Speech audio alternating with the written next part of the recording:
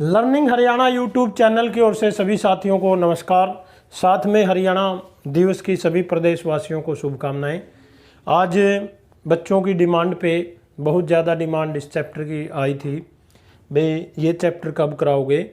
तो बच्चों की डिमांड पे chapter 8 how do organism reproduce, जंतु जनन कैसे करते हैं। तो सबसे पहले क्वेश्चन अराइज होता है what is reproduction. What is reproduction, जनन क्या है। जनन क्या है? It is a biological process, it is a biological process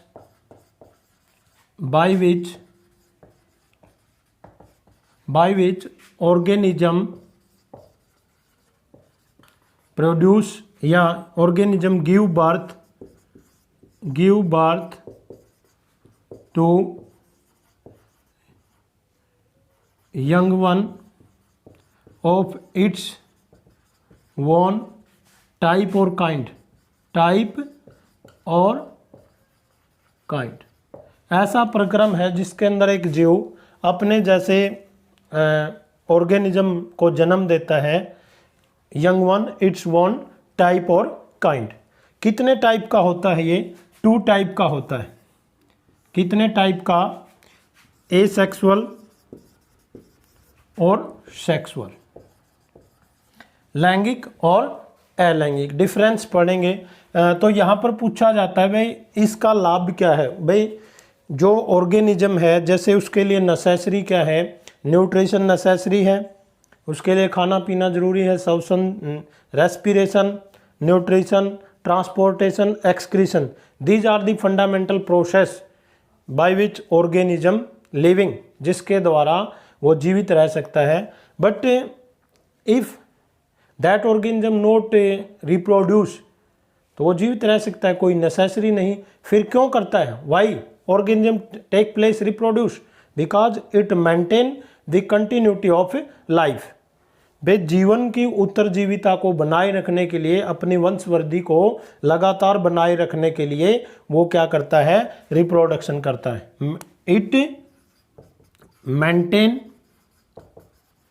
the continuity of life. Major difference पढ़ेंगे, मतलब जीवन को लगातार बनाए रखने के लिए वो रिप्रोडक्शन करता है। तो एसेक्सुअल क्या होता है? In which single parent involve, single parent involve. इसके अंदर सिंगल पेरेंट इन्वॉल्व होता है और इसके अंदर 2 parents involve, 1 male and another is female. जैसे हमको आदत है डेफिनेशन में लिखने के 2 और मोर पेरेंट्स, ऐसा मत लिखना कभी, ऐसा लिख दो 2 parents involve, male and female. इसके अंदर जो टाइम है और एनर्जी है वो लेस लगते हैं दोनों, less time and less energy. इसके अंदर टाइम भी ज़्यादा लगता है, more energy and more time take place. यहाँ पर जो इवोल्यूशन है या वेरिएशन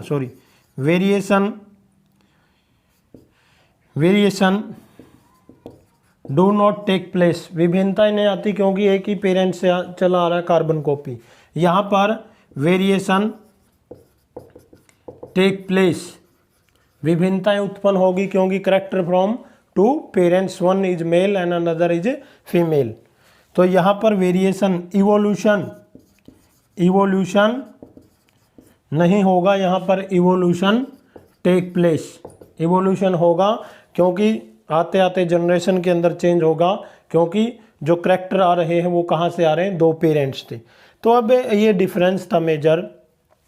तो अब बात आती भाई जीव जनन क्यों करे? तो maintain the continuity of life.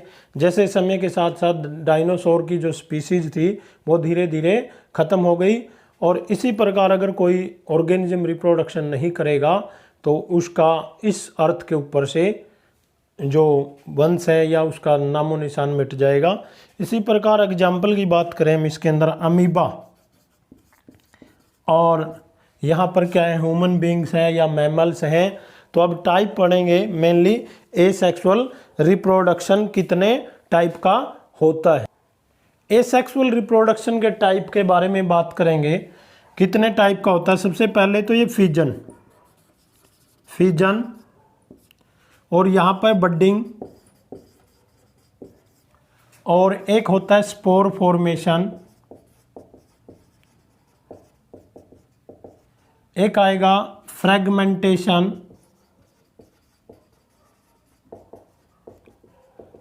और एक होता है fission, budding, spore formation, fragmentation. एक होता है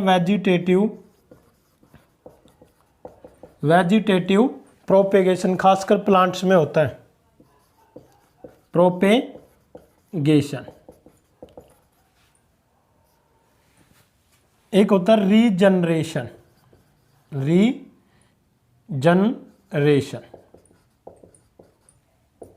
यहां पढ़ेंगे, इनके अंदर लिटिल डिफरेंस है। तो एसेक्सुअल टाइप जो लगभग 6 टाइप का है। फर्स्ट है fission, budding, spore formation, fragmentation, regeneration, vegetative propagation. ये खासकर किस में होता है, प्लांट में। वैसे टाइप है एसेक्सुअल का, बट हायर प्लांट्स जैसे रिप्रोडक्शन इन फ्लावरिंग प्लांट्स पढ़ेंगे, उनके अंदर सेक्सुअल रिप्रोडक्शन भी होता है। वो आने वाले वीडियो के अंदर डिस्कस करेंगे हम। सबसे पहले फिजन का मतलब होता है विखंडन। क्या होता है, विखंडन। फिजन भी 2 टाइप का है। एक तो होता है बाइनरी फिजन, और एक होता है मल्टीपल फिजन। बाइनरी फिजन के अंदर क्या है, ए सिंगल सेल या a parent cell divide into 2 daughter cell. एक जो माता पिता की कोशिका है, पेरेंट्स है, वो only 2 divide into 2 new daughter cell, and every cell generate a new organism. और प्रत्येक कोशिका क्या होगी, अपना एक नया जीव उत्पन्न करेगी। इसको बोलते हैं बाइनरी फिजन। एग्जाम्पल है ये यूनिसेलुलर के लिए होता है। किसके लिए होता है, यूनिसेलुलर, एक कोशिकीय जीव, जैसे अमीबा है, पैरामीशियम है, अब होता है मल्टीपल फिजन, जो मलेरियल पैरासाइट है, प्लाज्मोडियम वाइवेक्स बोलते हैं इसको, Plasmodium vivax. A parent cell divided into more than 2 और 3 या many new daughter cell, many daughter cell के अंदर डिवाइड हो जाता है प्लाज्मोडियम वाइवेक्स। जैसे कोई मच्छर है, मॉस्किटो हो, वो पंचर करता है स्किन के अंदर, तो 1000 ऑफ उसकी मल्टीपल फिजन होती है, जिनको हम स्पोरोजोइट बोलते हैं। क्या बोलते हैं, स्पोरोजोइट। 1 ही डे और नाइट के अंदर हजारों की संख्या में उनमें रिप्रोडक्शन होता है। तो ऐसे रिप्रोडक्शन को बोलते हैं मल्टीपल फिजन, जो प्लाज्मोडियम के अंदर होता है। अब पढ़ेंगे स्पोर फॉर्मेशन। कोई जैसे ब्रेड है या मोइस्ट चपाती है, हमारी रोटी है, वहाँ पर जैसे ही फेवरेबल कंडीशन मिलती है, फंगस, जैसे उनको हम ब्रेड है या कोई रोटी है या दूसरे पार्टिकल्स है ब्रेड लाइक से, and some new plants arise from the surface of breads और अदर सब्सटेंस। वहाँ पर एक न्यू प्लांट्स अराइज होता है इस तरह से, और यहाँ पर क्या बन जाते हैं, इस तरह के सेल बन जाते हैं, जिनको हम क्या बोलते हैं, स्पोरेंजिया। क्या बोलते हैं, स्पोरेंजिया। इसके अंदर क्या होते हैं, स्पोर होते हैं। क्या होते हैं, स्पोर। एग्जाम्पल की बात करें, म्यूकोर और राइजोपस। क्या नाम है इसका, म्यूकोर और राइजोपस। जैसे ही फेवरेबल कंडीशन आएगी, when favourable condition take place, this sporangia breaks down into spore, and every organism is new organism, नया ऑर्गेनिज्म होगा। फ्रेगमेंटेशन देखो, जो प्लांट के अंदर होता है ग्रीन कलर का, पानी के अंदर रहने वाला जिसमें स्पाइरो गायरा एग्जाम्पल है। यहाँ पर कौन सा एग्जाम्पल है? स्पाइरो गायरा। ये क्या होता है? पानी के अंदर रहने वाला इस तरह का एक प्लांट है और इस तरह से यहाँ पर अलग अलग सेल होती है इसमें, इस तरह से।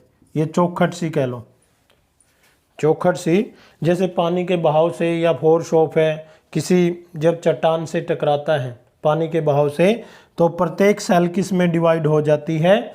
यहाँ पर इसका न्यूक्लियस होता है इस तरह से और डिवाइड इनटू न्यू सेल। इसको बोलते हैं फ्रेगमेंटेशन। एग्जाम्पल है स्पाइरो गायरा। अब रीजनरेशन देखो सबसे ज़्यादा किसके अंदर होता है? प्लेनेरिया के अंदर। 9th क्लास में आपने पढ़ा होगा अच्छे से। प्लेनेरिया के अंदर क्या है भाई? जो किसी कारणवश या किसी रीजन से कोई भी कहीं से, जैसे इस तरह का होता है ये, जैसे ये इस तरह का प्लांट जीव है, ऑर्गेनिज्म, तो ये क्या होता है? टूट जाता है। लेकिन टूटने की जो पावर है, जो टूटने से नया जीव बनेगा, वो कहाँ से बनता है? वही बनेगा। ये नहीं कहीं से भी, भाई यहाँ से टूट गया, यहाँ से बन गया, इधर से बन गया। लेकिन जिसमें स्पेशल टाइप के सेल होंगे, किसके अंदर? स्पेशल टाइप के सेल होंगे, वही। जैसे आप एग्जाम्पल की बात करें, जो वाल लिजर्ड होती, छिपकली होती, भाई किसी कारणवश जिसकी दुंग होती है,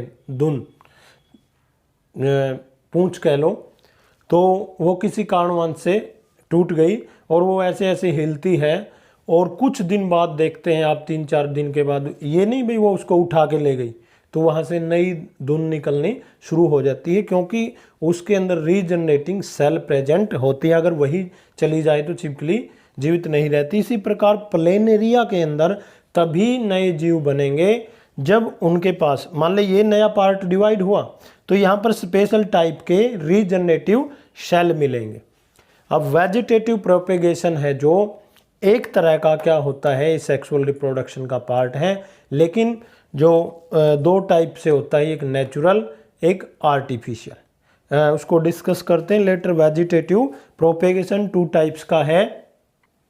हाँ, एक पार्ट और रह गया इसका, बडिंग। बडिंग शायद मैं भूल गया। और एक पार्ट रहता है वेजिटेटिव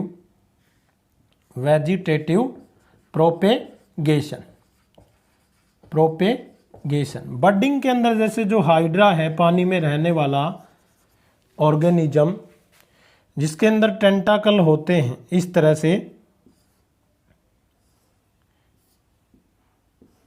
से, जैसे ही कहीं से भी, या लोअर जो इसका फ्लैट सरफेस है, जैसे डेवलप होगा वहीं से क्या निकाल लेता है?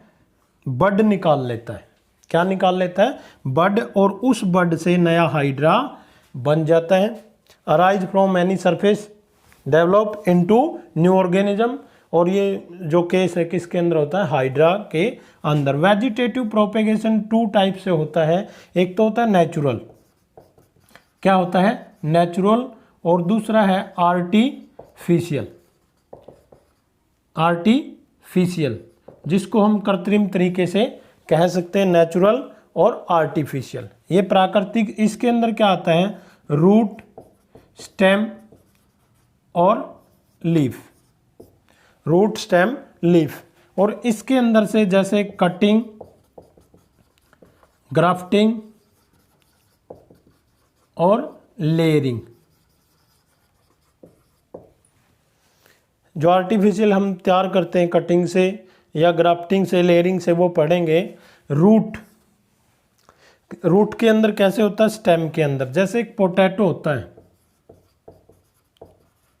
पोटैटो को जब सोइल के अंदर डिग करते हैं तो उसका स्टेम कहाँ निकलता है?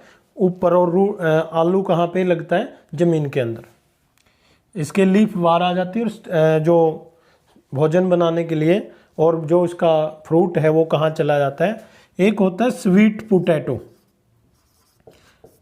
रतालू कहते हैं, ये किसके द्वारा पैदा होता है? रूट के द्वारा, और ये स्टेम के द्वारा। और लीफ है, जो लीफ है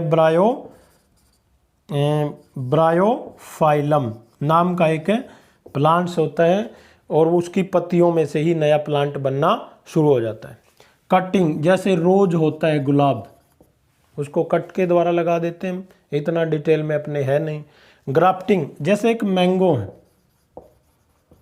मैंगो का प्लांट, उसको हमने कहीं से कट किया, एक मैंगो बड़ा है और मान ले उसके पास क्या है, छोटा मैंगो है, उस मैंगो की जो हमने टहनी है, स्टेम है जो, वहाँ से उसको काट दिया, और नीचे वो उस पार्ट को काट के दूसरे छोटे मैंगो के पास हम उसको लगा देते हैं, तो उसके अंदर जो करैक्टर है बड़े मैंगो वाले ही रहेंगे, क्योंकि इस तरह के जो प्लांट है कम समय में हमें क्या देने लग जाते हैं, फ्रूट और फ्लावर जल्दी आते हैं कम टाइम के अंदर। लेयरिंग के अंदर जो प्रोसेस होता है, जैसे किसी जो आपका जस्माइन है या चमेली का पौधा है, उसकी जो स्टेम होते हैं वारी बेंडेड होते हैं, लूज बैंड होता है, उसको हम झुकाएंगे, बैंड करेंगे, और वहाँ से उसको मिट्टी में दबा देंगे, और वहाँ से उखाड़ के उसको लगाएंगे, तो वहाँ से नया प्लांट अराइज हो जाएगा। इस तरह से ये क्या था, एसेक्सुअल रिप्रोडक्शन के बारे में था। किसके बारे में था? Asexual reproduction. Thanks for watching, have a nice day. जय हिंद, जय हरियाणा।